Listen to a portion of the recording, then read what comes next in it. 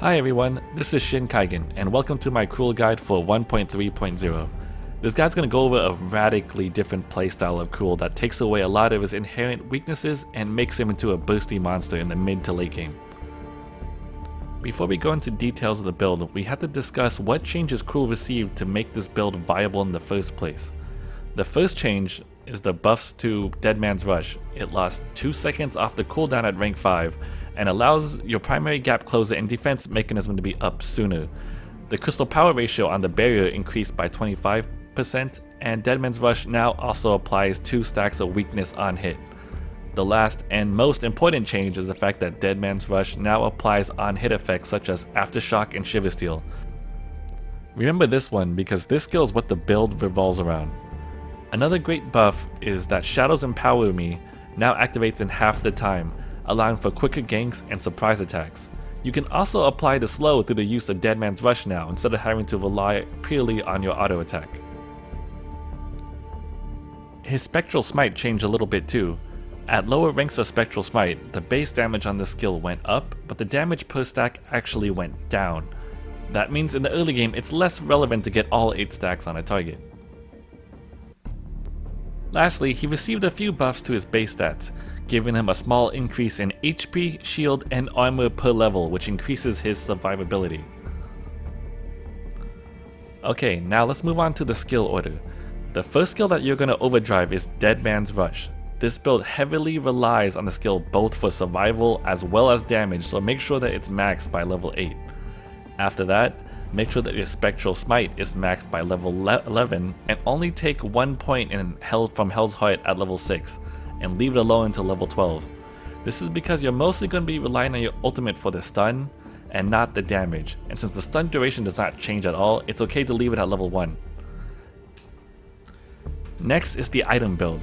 When starting the game, make sure to pick up an Oak Heart or Boots. I greatly discourage against buying an Iron Guard contract as a first item, because level 1 fights are very common and the Iron Guard contract provides no useful stats aside from a small amount of HP regen.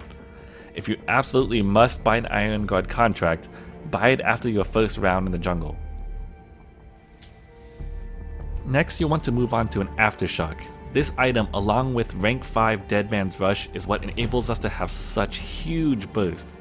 Try to have this item completed by the time you're level 8 because that's when Krul receives his first big power spike.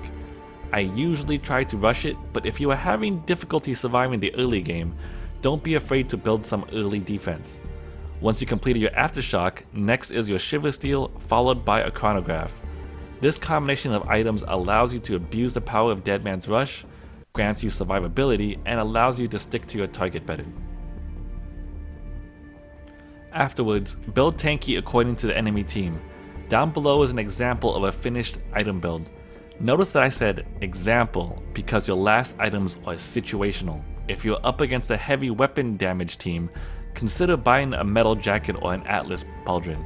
If fighting against a heavy crystal team, purchase an Aegis or a Fountain of Renewal instead. Now that you know what items to buy for this build, let's talk about a few tips on how to play it. This emphasizes a hit and run playstyle in the early game, so use Dead Man's Rush with your Aftershock to deal most of your damage up front, get in a basic auto attack or 2, and then smite before backing off. If done right, you should have done considerable damage to a hero while soaking up most of their damage thanks to your huge shield. Only stay in the fight if you are sure you can survive until your Dead Man's Rush is available again. When choosing what tank items to buy, consider buying heavy resistances over large HP items. This is because you want to make your barrier count for more, and the best way to do that is through having high armor and shield. When going in for the kill, make sure to activate Shiver Steel before activating Dead Man's Rush, so that you can apply the slow on hit. This will allow you to stick to targets more effectively and put you in a better position to finish them off.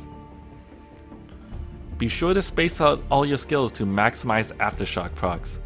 Aftershock has a 2-second cooldown, so make sure not to spam all your abilities in a short period of time, otherwise you're going to lose out on some potential damage you could have had. Last but not least, consider leaving stacks of weakness on dangerous foes.